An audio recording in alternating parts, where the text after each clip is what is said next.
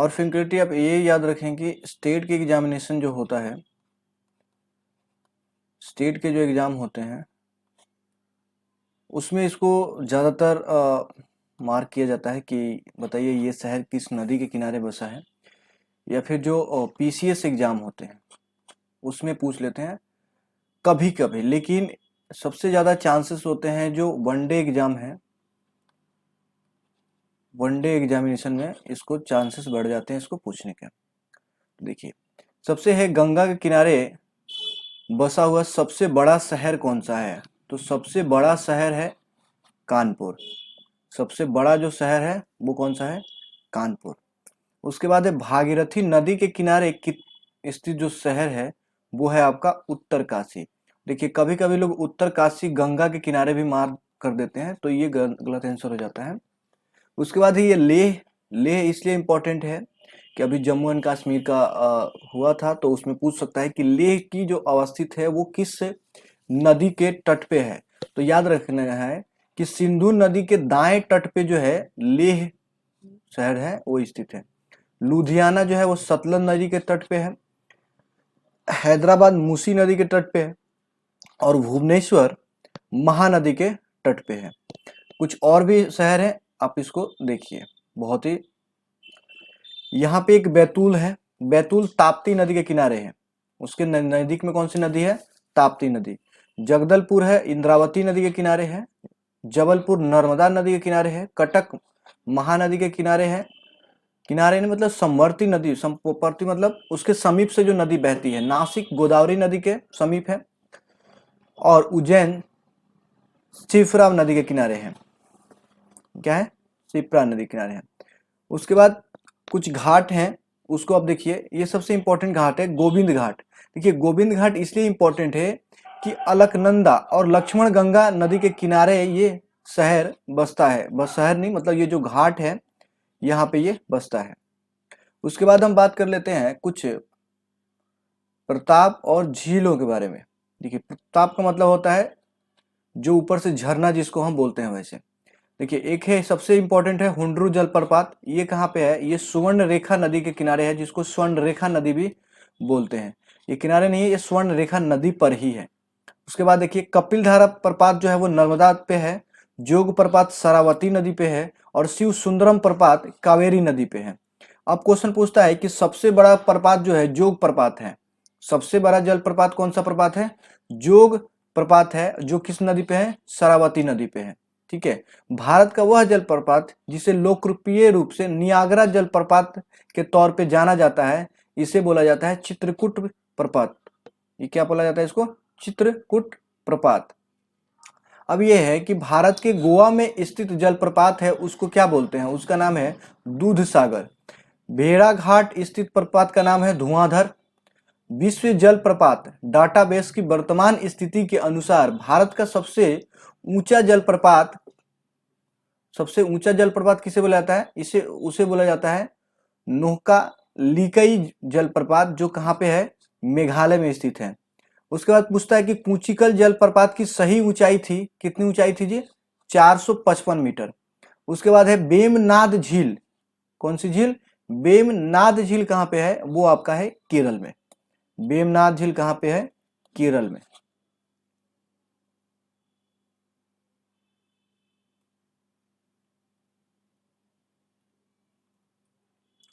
आइए यहाँ पे एक और है पेरियार झील, जिसकी लंबाई 55 किलोमीटर की क्षेत्रफल में फैली हुई है।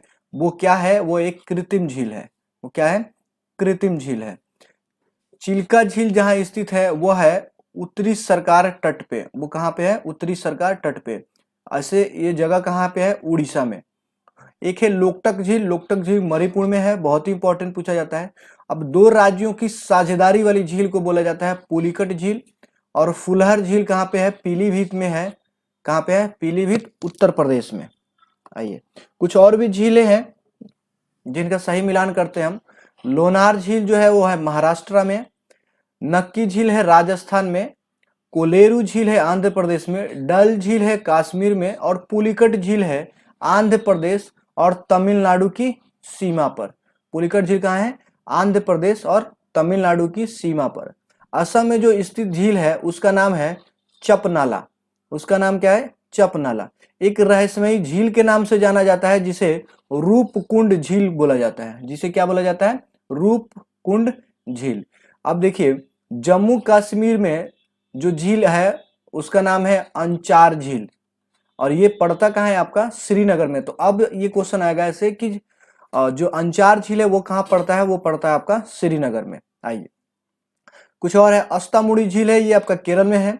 पुलिकट झील तमिलनाडु, रूपकुंड झील उत्तराखंड, और सूरजकुंड हरियाणा। अब एक है कि बर्फ से ढकी झील घेपन स्थित है कहाँ पे? हिमाचल प्रदेश में। कहाँ पे? हिमाचल प्रदेश में। तो झील हो गए, प्रपात हो गए। अब बात कर लेते हैं जलवायु के बारे में। अब क्या बात करते हैं? जलवायु के बारे में। तो पहला जलवायु में जब हम बात करते हैं तो फर्स्ट टॉपिक उठ के आता है मॉनसून के बारे में। तो देखिए, जो मॉनसून शब्द है वो अरबी भाषा से लिया गया है। कहाँ से लिया गया है? अरबी भाषा से लिया हुआ है। कुछ कथनों पे विचार करते हैं। कुछ कथन इस प्रकार हैं, देखिए कि भारत मूलतः एक मानसूनी देश है। ये हम सभी जानते हैं कि मानसून, हमारी 70% बारिश कब होती है? जब मानसून भारत में आता है। ठीक है, तो उच्च हिमालय और उसे जलवायु संबंधी विशिष्टता प्रदान करता है। ये बिल्कुल सही बात है। अगर हमारे यहाँ मानसून सही समय पे आता है तो हिमालय का जो क्षेत्र है वो उस हिसाब से परिवर्तित हो जाता है। तो उस हिसाब से देखिए, भारत मूलतः एक मानसूनी देश है, ये भी इस बात को सही ठहराता है। और उच्च हिमालय उसकी जलवायु संबंधित विशिष्टता प्रदान करता है। तो ये इस चीज का स्पष्ट कारण है कि जो इसका कथन है और जो इसका कारण दिया गया है वो दोनों सही है, और कथन का जो कारण है वो सही स्पष्टीकरण करता है। सही स्पष्टीकरण करता है। देखिए, यहाँ पे दावा है और उसका कारण दिया गया है। एक कथन है, एक दावा है। कथन का मतलब कि बोला जाता है, और दावा का मतलब है कि ये किया जाता है कि हाँ ये सही है। देखिए, भारत की जलवायु उष्णकटिबंधीय मानसून की तरह है। देखिए, उष्णकटिबंधीय मानसून हम सभी जानते हैं कि भारत की जलवायु कैसी जलवायु है? उष्णकटिबंधीय है। उसका ये कारण दिया गया है कि भारत उष्णकटिबंधीय अक्षांशों के बीचों बीच अवस्थित है, इसलिए जो है इसे उष्णकटिबंधीय मानसून जलवायु कहा जाता है। देखिए, ऊपर का ये दावा तो सही है कि उष्णकटिबंधीय मानसून है, लेकिन इसका ये कारण जो दिया गया है ये कहीं ना कहीं अपने में सही साबित नहीं होता है।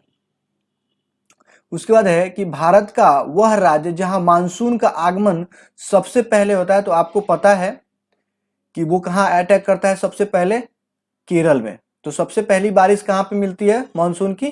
केरल में। उसके बाद है कि भारत में ग्रीष्मकालीन मानसून के प्रवाह की सामान्य दिशा है। तो आपको पता है दक्षिण से पश्चिम, दक्षिण पश्चिम से उत्तर पूर्व की ओर, दक्षिण पश्चिम से उत्तर पूर्व की ओर।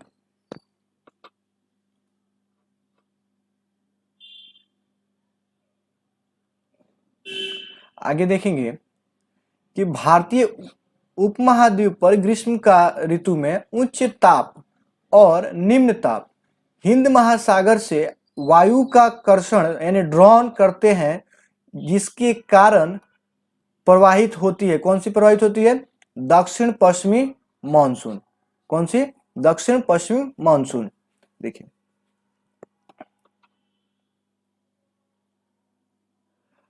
भारत का सबसे सूखा स्थान लेह को माना जाता है। ठीक है, और भारत को उष्ण कटिबंध और उपोष्ण कटिबंध में विभाजित के करने के आधार के रूप में माने जाने वाली जनवरी की संताप रेखा का टेम्परेचर कितना होता है? तो याद रखेंगे 18 डिग्री सेल्सियस।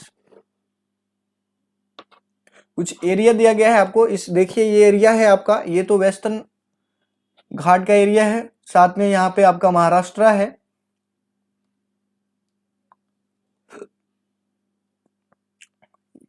ये मुंबई हो गया आपका, ये एमपी का कुछ इलाका है, साथ में ये आपका आंध्र प्रदेश, इधर आपका केरल साइड, ये पूरा केरल हो जाएगा। तो ये पूछ रहा है कि ऊपर दिए गए मानचित्र में छायांकित क्षेत्र के जुलाई माह के मध्य तापमान में परिवर्तित कितना होता है? तो याद रखेंगे 25 से 27.5 डिग्री के बीच जो है तापमान परिवर्तित हो जाता है। अगला है कि भारत में सर्वाधिक दैनिक तापांतरण पाया जाता है, वो पता है आपको, पाया जाएगा राजस्थान के मरुस्थलीय क्षेत्र में टेम्परेचर जो है वो सर्वाधिक पाया जाता है।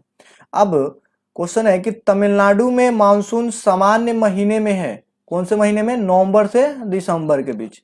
भारतीय मानसून मौसमी विस्थापन से इंगित है, जिसका कारण है कि स्थल और समुद्र का विभेदित तापन, तापन का मतलब है कि जो स्थल का टेम्परेचर है वो समुद्र के टेम्परेचर से विभेद करता है, इसलिए जो है मौसमी विस्थापन अंकित किया जाता है।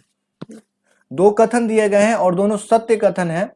देखिए पूछता है क्वेश्चन, इसको डायरेक्ट सत्य कर दिया गया क्योंकि पूछता है कि निम्न में से कौन से कथन सत्य है और असत्य है। तो पहले देखिए कि दक्षिणी भारत से उत्तरी भारत की ओर मानसून की अवधि घटती है, सही बात है। और उत्तरी भारत के मैदानों में सर्वाधिक वृष्टि की मात्रा पूर्व से पश्चिम की ओर घटती है, ठीक है।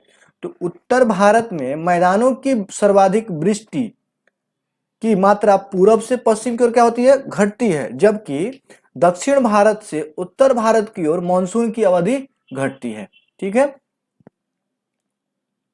अगला कारण है, ये क्वेश्चन लगभग मैंने देखा है कि अमृतसर और शिमला लगभग एक ही अक्षांश पर स्थित हैं, परंतु उनकी जलवायु में भिन्नता का कारण क्या है। तो आपको पता है जलवायु में भिन्नता का कारण यह है कि उनकी ऊंचाई में भिन्नता है। जब ऊंचाई में भिन्नता है तो ऑटोमेटिकली, हमने पहले भी देखा, इफेक्ट कौन करता है, हिमालय इफेक्ट करता है उस चीज को, ठीक है। और मानसून उसी हिसाब से अगर मानसून आ रहा है तो हिमालय में भी कुछ चेंजेस आते हैं, हिमालय की जो टेम्परेचर है वो भी चेंज होती है, ठीक है। उस हिसाब से यहाँ पे बोल रहा है कि एक ही अक्षांश पे स्थित होने के बावजूद ऐसा क्या बात है कि शिमला का जलवायु और अमृतसर का जलवायु में दोनों में डिफरेंस पाया जाता है। तो डिफरेंस होने का कारण क्या है, उनकी ऊंचाई में भिन्नता है।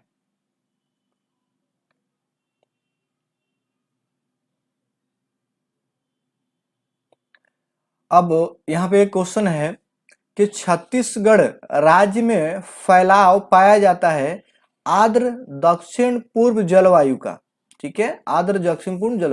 देखिए अब आर्द्र जलवायु का अनुभव होता है कहाँ कहाँ पे, कोची और तेजपुर में। अब मानसून का निवर्त इंगित होना सफेद आकाश से, मानसून का निवर्त इंगित होना क्या कहलाता है, सफेद आकाश से, बंगाल की खाड़ी में अधिक ताप परिस्थिति से, और स्थल पे तापमान बढ़ने से, तभी जो है जलवायु जो मानसून है वो इंगित मतलब निवर्तन होगा। अब सही कथन क्या है कि पूरे भारत में 30 डिग्री नॉर्थ और 60 डिग्री साउथ अक्षांशों के बीच बहने वाली हवाएं क्या कहलाती है, पछुआ हवाएं कहलाती है, जिसे वेस्टर लीज कहते हैं। क्या कहते हैं, वेस्टर लीज कहते हैं, बिल्कुल सही जवाब है आपका। और भारत में उत्तरी पश्चिमी क्षेत्र में शीतकालीन वर्षा लाने वाली आर्द्र वायु सहतिया यानी मॉइस्चर एयर मॉसेज को भी पछुआ हवाओं का ही भाग माना जाता है। अब बात कर लेते हैं वर्षा के बारे में। जलवायु को हमने देखा, अब हम बात करते हैं वर्षा के बारे में। देखिए तो आपको पता है कि सर्वाधिक वर्षा हमें कब प्राप्त होती है, दक्षिण पश्चिम मानसून से। उत्तरी पूर्वी मानसून से सबसे अधिक वर्षा प्राप्त करने वाला राज्य कौन सा है, तमिलनाडु। और अरुणाचल प्रदेश, सिक्किम, केरल, जम्मू एंड कश्मीर, जम्मू कश्मीर यहाँ पे जम्मू एंड लद्दाख राज्यों में से अधिकतम औसत बारिश कहाँ होती है, वो होती है सिक्किम में।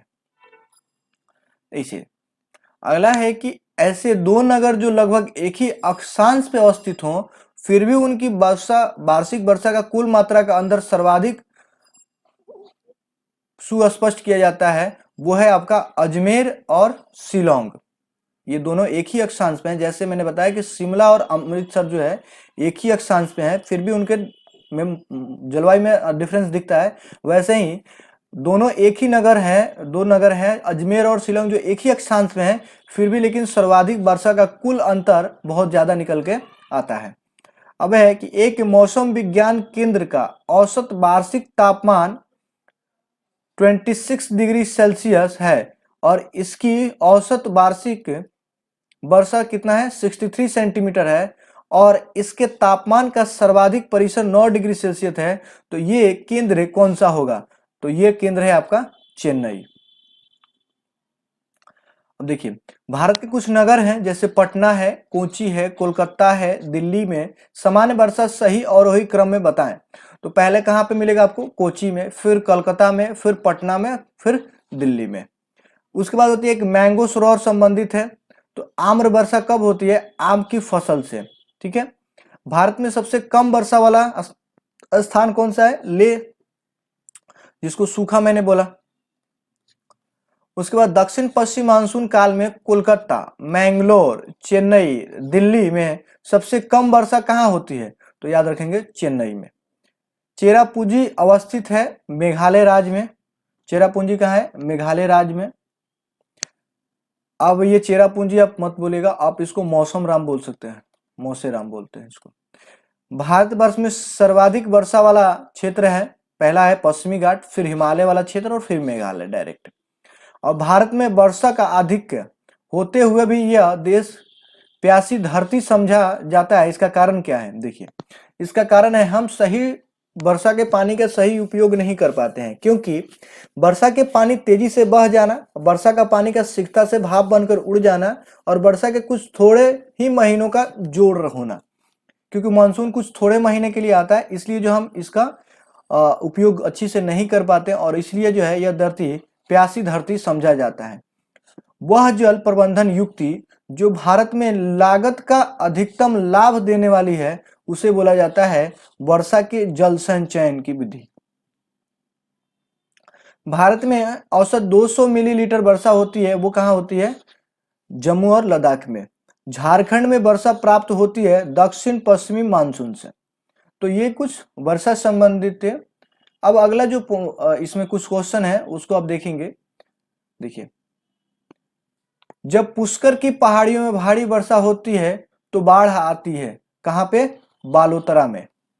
भारतीय मौसम विभाग की परिभाषा के अनुसार वर्षा का दिन वह होता है जब किसी विशेष स्थान पर इस वर्षा की मात्रा होती हो कितने में? वो होती है 24 घंटे में कम से कम 2.5 मिलीमीटर से ऊपर, तभी जो है उसको वर्षा का दिन घोषित किया जाएगा। तो वर्षा का दिन कब मानते हैं कि आज वर्षा हुई है, यानी आज वर्षा का दिन था जब 24 घंटे में कितनी बारिश हो जाए? 2.5 मिलीमीटर। आइए, गंगा के मैदान में यदि कोई पश्चिम और उत्तर पश्चिम को चले तो मानसून वर्षा घटती हुई मिलेगी। बिल्कुल सही बात है। इसका कारण यह है कि गंगा के मैदान में कोई ज्यों-ज्यों ऊपर बढ़ता जाता है आर्द्रताधारी मानसून पवन और ऊंची मिलती जाती है। तो ये दोनों सही है कथन। अब ये देखिए, जलवायु की परिस्थितियां बताया गया, उसका कारण है कि कोलकाता की अपेक्षा चेन्नई गर्म है। क्यों? कारण है उसका अक्षांश।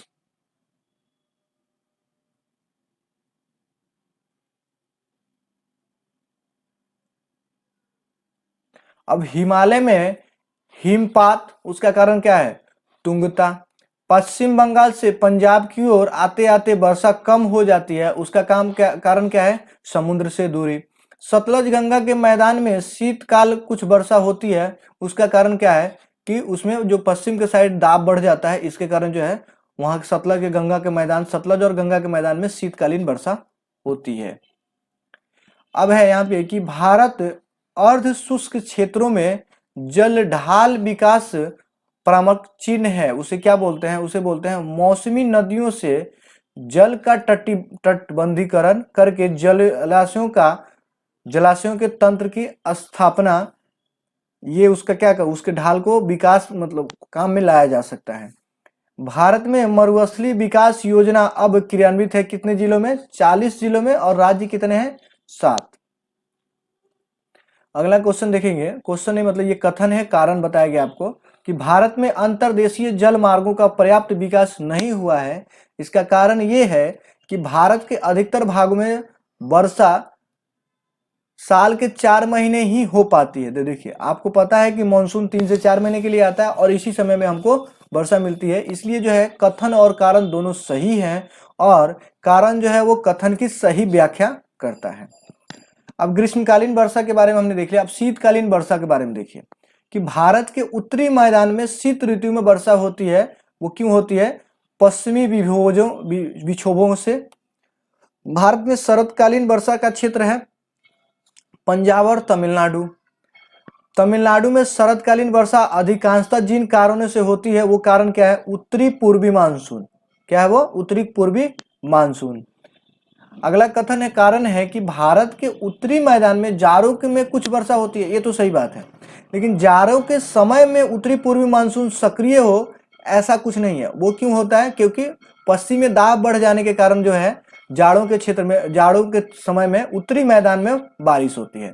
तो कथन सही है, लेकिन कारण भी सही है कि जाड़ों में उत्तरी पूर्वी मानसून में सक्रिय होती है इसलिए, लेकिन इसकी सही व्याख्या नहीं कर रहा है। सही व्याख्या क्या होती? क्योंकि जब पश्चिम में दाब बढ़ जाते हैं तब इस उत्तरी पूर्वी मानसून में तमिलनाडु वाला जो क्षेत्र है वहां पे आपको वर्षा ज्यादा मिलेगी।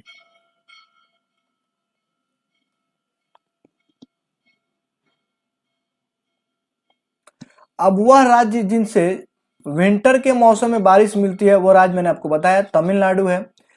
प्रति चक्रवाती स्थितियां शीत ऋतु में तब बनती है जब वायुमंडलीय दाब उच्च होता है और वायु ताप निम्न होता है। देखिए बिल्कुल सही बात है।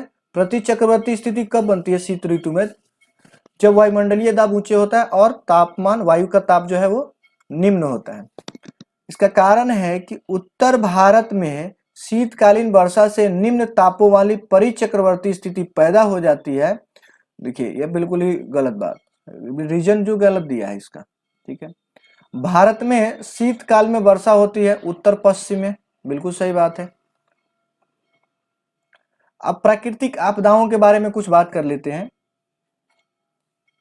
देखिए वर्ष 2004 की सुनामी द्वारा भारत के तटों में से सर्वाधिक दुष्प्रभावित हुआ था कौन सा तट था? वो कोरोमंडल तट। उस तट का नाम क्या था? कोरोमंडल तट। अब है हुदहुद चक्रवात से भारत का जो तटीय क्षेत्र प्रभावित हुआ था वह था आंध्र प्रदेश का तट।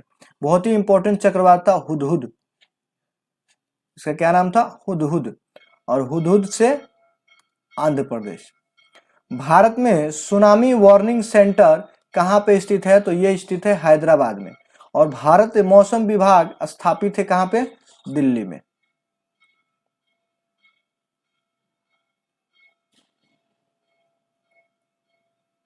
कुछ प्राकृतिक आपदाएं दी गई है और उससे संबंधित कुछ प्रदेशों के बारे में अंकित किया गया है। देखिए बाढ़ आपको पता है सबसे ज्यादा उत्तर प्रदेश और बिहार के मैदान में आता है। भूकंप आता है हिमालय और गिरिपाद क्षेत्र में। सूखा पड़ता है मध्य पूर्वी भारत में। और चक्रवात सबसे ज्यादा आता है झारखंड और उत्तरी उड़ीसा में। अगला कुछ कथन है और उसके कारण भी बताए गए हैं। हिमालय में भूस्खलन की आवृत्ति में वृद्धि हुई है क्योंकि हाल ही के वर्षों में हिमालय में बड़े पैमाने पर खनन का कार्य हुआ है। बिल्कुल सही बात है। खनन का कारण क्या? क्योंकि टनल हम सबसे ज्यादा बना रहे हैं, ब्लास्टिंग ज्यादा हो रही है। क्या कर रहे हैं? ब्लास्टिंग ज्यादा हो रही है। ब्लास्टिंग होने के कारण आपको पता है वाइब्रेशन और के चलते जो है कुछ चीजें कमजोर, वीक फील करती हैं अपने आप में, जिसके चलते भूस्खलन की जो है प्रवृत्ति बढ़ जाती है। बंगाल की खाड़ी के तटवर्ती क्षेत्रों में चक्रवात अधिक पाए जाते हैं। क्यों? क्योंकि बंगाल की खाड़ी में अधिक गर्मी होती है। अब ये कुछ कथन भी है, कारण भी है। पश्चिमी तट की तुलना में पूर्वी तट चक्रवातों द्वारा अधिक प्रभावित है क्योंकि भारत का पूर्वी तट उत्तरी पूर्वी व्यापारिक हवाओं की मेखला में पड़ता है। देखिए व्यापारिक हवा कैसी भी हवा होती है? कोई हवाएं व्यापारिक नहीं होती, ये तो क्या होती है? प्राकृतिक होती है। तो पश्चिमी तट की तुलना में पूर्वी तट चक्रवातों के अधिक प्रभावित करता है, लेकिन पूर्वी तट के उत्तरी पूर्वी भाग में अगर व्यापारिक हवा का मेखला पड़ता है तो उसमें पश्चिमी तट पर क्यों फर्क पड़ेगा? क्योंकि बीच में हमारे पास कई ऐसे पठार है, मालवा का पठार पड़ जाता है, तो हवाएं एक दूसरे को क्रॉस कर ही नहीं पाएगी। तो फिर उसका रीजन कैसे हो सकता है? इसलिए जो है दोनों सही हैं, लेकिन एक का कथन जो दिया गया उसका कारण सही व्याख्या नहीं कर रहा है। देखेंगे महाराष्ट्र के कोयना क्षेत्र के निकट भविष्य में अधिक भूकंप प्रभावित होने की संभावना है। इसका कारण क्या है कि कोयना बांध के पुराने भ्रंश स्थल पर अवस्थित है जो कोयना जलप्रपात के जल स्तर में परिवर्तन के साथ साथ अधिक सक्रिय हो सकता है। बिल्कुल सही कह रहा है जी, क्योंकि बीच में एक स्टेटमेंट आई भी थी, बीच में डिजास्टर मैनेजमेंट ने एक स्टेटमेंट दिया भी था कि कोयना का जो क्षेत्र है वो भविष्य में ज्यादा भूकंप के प्रभावित क्षेत्र में आने की संभावना है। क्यों? क्योंकि जो कोयना डैम है वो एक पुराने भ्रंशस्थल पे बना हुआ है, जो कोयना जलप्रपात से जल स्तर में परिवर्तन के साथ अधिक सक्रिय हो सकता है वो। अब ये है कि आंध्र प्रदेश, उड़ीसा, बिहार, गुजरात राज्यों में सर्वाधिक प्राकृतिक आपदाएं किसको झेलनी पड़ती है? उड़ीसा को। देश का पहला आपदा प्रबंधन प्रशिक्षण संस्थान की स्थापना कहां पे हुई है? वो हुई है लातूर, महाराष्ट्र में। वह क्षेत्र जो उच्च तीव्रता का भूकंपीय मेखला में नहीं आता है वो है कर्नाटक का पठार। भारत में भूकंपीय जोखिम अंचलों को विभाजित किया गया है 4 जोन में। अब देखिए भुज, भुज वो कौन सा है मंडल, कौन सा है? भूकंप मंडल 5। हैदराबाद सेकंड, श्रीनगर 5, चेन्नई 2। पिछले 2 दशकों में उत्तर भारतीय मैदानों में बाढ़ की बारंबारता यानी फ्रीक्वेंसी ऑफ फ्लड बढ़ गई है, क्योंकि डिपोजिशन ऑफ सिल्ट के कारण नदी घाटियों की गहराई में कमी हो रही है। सही है, बिल्कुल सही है।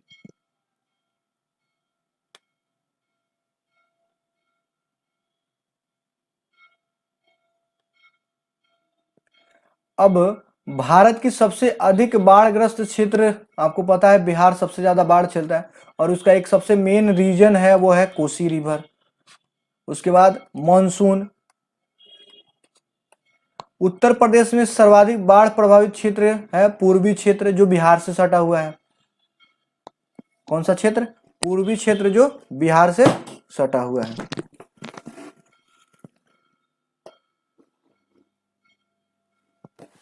अगले वीडियो में हम बात करेंगे मिट्टियों से संबंधित